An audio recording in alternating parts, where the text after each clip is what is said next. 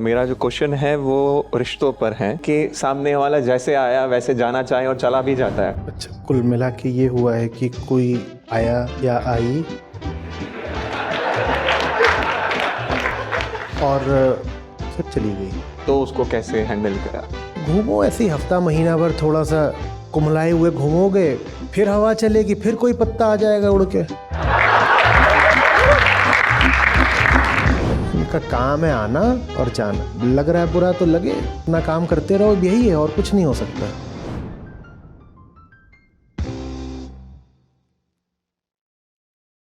आचार्य जी नमस्ते। मेरा नाम मयंक है, मैं यहाँ पीएचडी स्कॉलर हूँ। मेरा सौभाग्य हुआ कि मैं आपको इतने सालों से फॉलो करते हुए आज आपके साथ बैठ के आपसे क्वेश्चन पूछने का मौका मिला। मेरा क्वेश्चन जो रहा है वो आपने कुछ आंसर तो दे ही दिया, अभी जो लास्ट लाइन जो बोली आपने उससे पहले, और एक हिरन का दिया। मेरा जो क्वेश्चन है वो रिश्तों पर है। मैं काफ़ी टाइम से आपकी वीडियोस वगैरह सब फॉलो कर रहा हूँ। तो मैं दो चीज़ कोट करूँगा जिसमें आपने इसके बारे में बताया। एक यही बुक जिसमें आपने बताया कि आप किसी को भी शारीरिक रूप पे ना देखें, अगर वो आप तक विजडम, फिलोसफी, साइंस, नॉलेज और एनकरेजमेंट ला रहा है तो आप उस पर्सपेक्टिव में उसे देखें कि वो आपके साथ आपको आगे बढ़ाने के लिए या आपको कहीं सीमित रखने के लिए ही आया है। दूसरा, आपने एक वीडियो में बताया था हमारे साथी, मतलब ऐसे एक वीडियो थी जिसमें हम सफ़र करके, उसमें कि आपने ये बताया कि आप अपना कर्म करते चलें। ये मत सोचें या ऐसा कोई जाल ना बिछाएं जिसमें किसी को लाने के लिए, ऐसा कुछ अपना कर्म करते रहें, अच्छा करते रहें। जो आपसे आपके जैसा ही आपकी एनर्जी को समझ पाएगा या जो आपको अच्छा कर पाएगा वो खुद से ही अपने आपके रास्ते में खुद से ही मिल जाएगा, आपको ढूंढने की जरूरत नहीं पड़ेगी।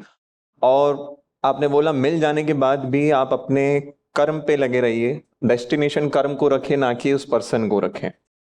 तो जब, क्योंकि मैं भी यहाँ रिसर्च स्कॉलर हूँ और मैं भी पर्यावरण एनवायरमेंट साइंस इंजीनियरिंग में वर्क कर रहा हूँ, तो मेरा फोकस भी एनवायरनमेंट से रिलेटेड है, हेल्पिंग नेचर या ऐसा कुछ है। सामने वाला कभी ऐसा ही रहा है और हमेशा करते रहे, बट सामने वाला आता है जैसे खुद से ही, जैसे आपने बताया, और 6-7 साल या 8 साल तक लंबा अगर सफ़र चलता है और एक दिन अचानक ऐसा आता है कि सामने वाला जैसे आया वैसे जाना चाहे और चला भी जाता है। तो उस परिस्थिति में कैसे अपने आप को संभाला जाए, उस परिस्थिति में क्या सोचा जाए? क्योंकि क्योंकि आपने जैसे बताया है कि आप उस पर्सन पे फोकस ना करें, प्रोसेस पे करें। बट प्रोसेस क्योंकि सिमिलर है, वो भी वैसे ही पर्सपेक्टिव रखता है जैसे अपन सोचते हैं एनवायरनमेंट के लिए या लोगों के लिए या कर्म के लिए। तो उस चीज को कैसे संभाला जाए कि इतना अच्छा या इतना मौका ऐसा? अच्छा, कुल मिला के ये हुआ है कि कोई आया या आई और इन्वायरमेंट को लेकर के उसके आपके जैसे ही विचार थे, कुछ अच्छा सोचती थी और फिर 5-7 साल कुछ चला और फिर चली गई। हाँ, वो भी कैंसर बायोलॉजी और उन पर रिसर्च है, तो उनका भी रिसर्च फील्ड है और इन्हीं से ऐसा। तो अब इसमें समस्या क्या है? इसमें सवाल क्या है? सवाल यही कि आपने जब बताया है कि अगर चीजें मिल रही हो तो उसे मान लेना चाहिए और उसे आने देना चाहिए, उसमें रुकावट नहीं करनी चाहिए। तो जब आने दिया और अब वो सामने वाला जाने की बात कर रहे हैं, चला जाता है, तो उसको कैसे हैंडल करा? नहीं, आया भी संयोग से था, यूं ही आपने थोड़ी ही उसको आयोजित करके बुलाया था। जैसे आया था वैसे ही चला गया। उसके आने में आपका कितना हाथ था? तो जाने में भी नहीं है। हम हम रैंडमनेस को उसका श्रेय नहीं देते। बहुत सारी चीजें जो रैंडम होती हैं हम भूल जाते हैं कि वो रैंडम ही हैं। सबसे पहले तो हमारा ही जन्म और मृत्यु, वो भी क्या है? संयोगिक ही है ना, रैंडम है, रैंडम ही है ना। हम भूल जाते हैं। जो चीज़ यूं ही आ गई है आपकी ज़िंदगी में हवा के झोंके की तरह, ऐसे ही आ गई है, वो कभी वैसे ही चली भी जानी है। तकलीफ आपको व्यक्ति के जाने से नहीं हो रही है, तकलीफ आपको प्रकृति का सिद्धांत भूलने से हो रही है।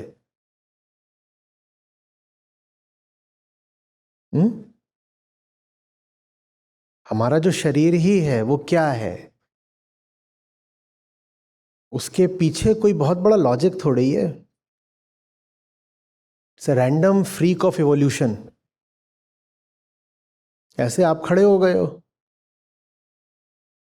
और इसमें पता नहीं कितने बिलियन साल लगे हैं। बिग बैंग, फिर पृथ्वी बनी और उसके बाद जो प्रक्रिया चलती आ रही है उससे आप आज खड़े हो गए हो। बीच में कुछ थोड़ा बहुत ऊपर नीचे हो जाता है, एक आध दो और एस्टेरॉइड आकर के हमारे ग्रह को मार वगैरह देते तो हम में से यहाँ कोई भी मौजूद नहीं होता। तो ये सब यूं ही है, जैसे हवा चले, जैसे समुद्र में लहरें उठें।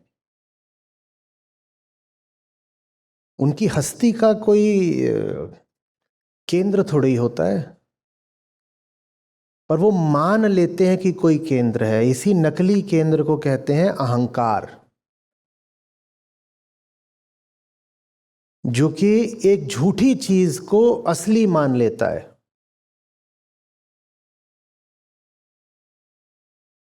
हवा चली, एक पत्ता उड़ करके आपकी गाड़ी में आकर गिर गया और आप मानना ही नहीं चाहते कि ये सब क्या था, बस यूं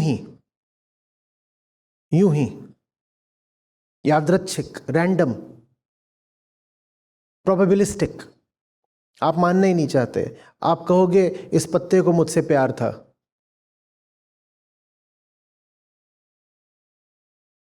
और फिर वो थोड़ा सा गाड़ी आगे बढ़ेगी तो दूसरी खिड़की से बाहर निकल गया। अब आप कहोगे ये तो दिल तोड़ गया।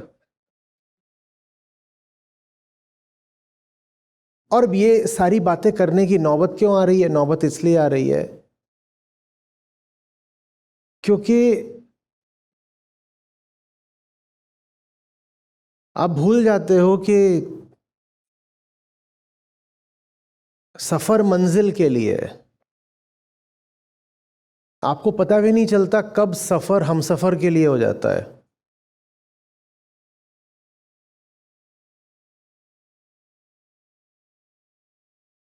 जैसे कोई ट्रेन में बैठा हो, लंबी दूरी की ट्रेन है, मान लीजिए चेन्नई से लेकर जम्मू तक की, अब वो भी धीरे धीरे चलने वाली, तसल्ली से पहुंचेगी 1 हफ्ते में। और कोई आके आपके डब्बे में आपके बगल या सामने वाली सीट पर बैठ गया है। आप भूल ही गए हो कि आप कौन हो, कहां से चले हो, कहां जाना है। वो व्यक्ति बीच में कहीं पर नागपुर में या भोपाल में उतरा, आप भी पीछे पीछे उतरने को तैयार हो गए। सफर से ज्यादा हम सफर प्यारा हो गया। जा रहे थे हिमालय की चोटी पर चढ़ने, कि जम्मू में उतरेंगे, आगे कश्मीर जाएंगे और चढ़ जाएंगे, कोई चोटी वोटी सब खत्म, किसी चोटी से कोई मतलब नहीं। तो फिर इसके भी देखो केंद्र में क्या बात निकलेगी, मैं भूल ही गया मैं हूं कौन, एकदम भूल गया। अगर खुद की याद रहे तो फिर मंजिल का भी पता रहता है, क्योंकि मंजिल भी खुद की है ना। और जब आदमी खुद को देखना छोड़ता जाता है तो इधर उधर जो भी व्यक्ति होते हैं, वस्तुएं होती हैं, नज़ारे होते हैं, उन्हीं में वो फिर गुम होता जाता है।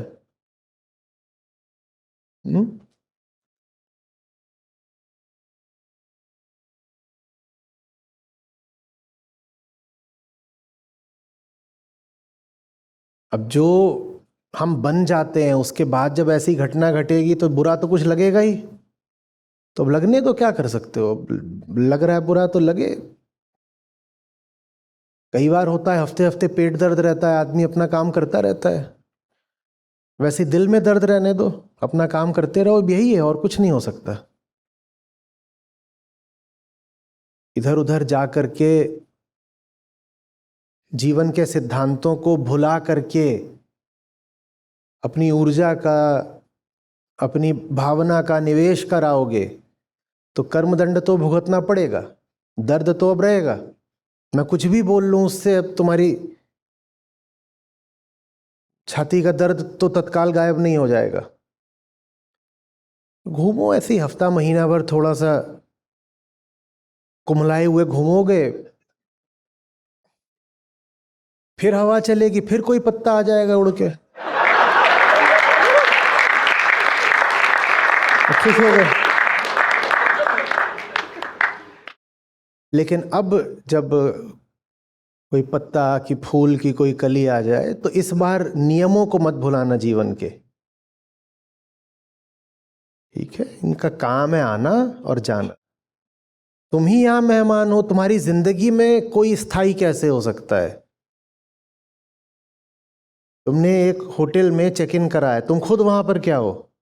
मेहमान। और तुमसे मिलने कोई तुम्हारे कमरे में आ रहा है, तुमने जाके होटल में चेक इन किया, तुम खुद वहां पर क्या कहलाते हो? गेस्ट। और तुम वहां पर रुके हुए हो, तुमसे भी मिलने कोई आ रहा है, नीचे कॉल आती है रिसेप्शन से, फलाने आपसे मिलने आई हैं, भेज दें? आप कहते हो हाँ भेजो भेजो। तो तुम जब खुद ही मेहमान हो तो तुम्हारे कमरे में जो आ रहा है वो क्या वहां का स्थायी निवासी हो जाएगा? जब कोई चला जाए और बड़ी तकलीफ होगी, चला क्यों गया, तो भूलना नहीं कि तुम्हें भी जाना ही है। तुम ही कौन टिकने वाले हो यहां पर? लेकिन अभी जवान हो, अभी वक्त है, उम्र है, अभी लोग आएंगे जाएंगे। जब बहुत भीतर से भावना या हार्मोन उबले तो भी भूलना नहीं कुछ। जिंदगी के जो मूल नियम हैं उनको मत भूलना, नहीं तो और तकलीफ आमंत्रित करोगे। ठीक है आचार्य, जैसे अभी आपने बोला कि जीवन में सब कुछ रैंडम है, तो इस चीज़ को देखा जाए तो दिखाई देता है कि हाँ सब कुछ रैंडम है, पर जब बात एक्नॉलेजमेंट पे आती है, इसको एक्नॉलेज करने की, तो एक डर उठता है। अगर ये एक्नॉलेज कर लिया तो सब कुछ ढह जाएगा जो बना था, और उसके बाद कुछ नहीं दिखाई देता है। कुछ ढह नहीं जाएगा, सब कुछ उपलब्ध हो जाएगा। जब देखते नहीं हो ना कि चीजें रैंडम है, तो किन्हीं एक दो चीजों को खास मानकर उनसे चिपक जाते हो।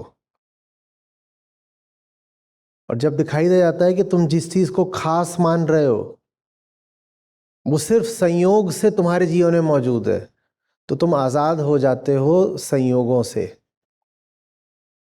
टिरेनी ऑफ प्रोबेबिलिटी, उससे लिबरेट होना बहुत जरूरी होता है। कुछ तुम्हारे साथ सिर्फ इसलिए हो गया क्योंकि तुम किसी खास घर में पैदा हुए थे, तो तुम कह रहे हो कि नहीं मैं तो इसी जाति का हूं। जब तुम्हें दिख जाएगा जिसको तुम अपनी जाति बोलते हो या धर्म या मजहब बोलते हो, वो सिर्फ क्या है, तुम्हें संयोग से मिली हुई एक चीज, तो फिर तुम पूरी दुनिया के लिए खुल जाते हो। फिर तुम यही नहीं कहते कि मुझे अपने ही रंग के लोगों से या अपनी ही जाति के लोगों से बात करनी है या अपने ही समुदाय के लोगों से मिलना है। तुम्हें पता चल जाता है ये तो क्या है, ये बस एक संयोग है। और इसको जैसे ही तुमने संयोग जाना, अब सब ढह नहीं गया, अब तुम्हें पंख मिल गए, अब उड़ो, अब पूरी दुनिया तुम्हारी है, पूरा जीवन तुम्हारा है। अब तुम्हें कहीं पर सीमित रहने की जरूरत नहीं है।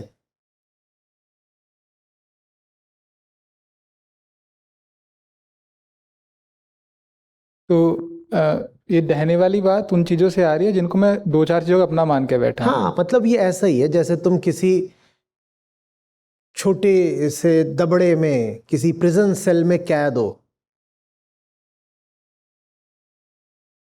तो जिस चीज के तुम ढहने की बात कर रहे हो वो तुम्हारी जेल की कोठरी है। उसका ढहना माना तुम्हारा आजाद उड़ना। ढहने दो, अच्छा है ढह जाए। वो कोई बहुत आलीशान महल नहीं है, वो एक छोटी सी काल कोठरी है जिसमें तुम बंद हो गए हो। ढहने दो उसको।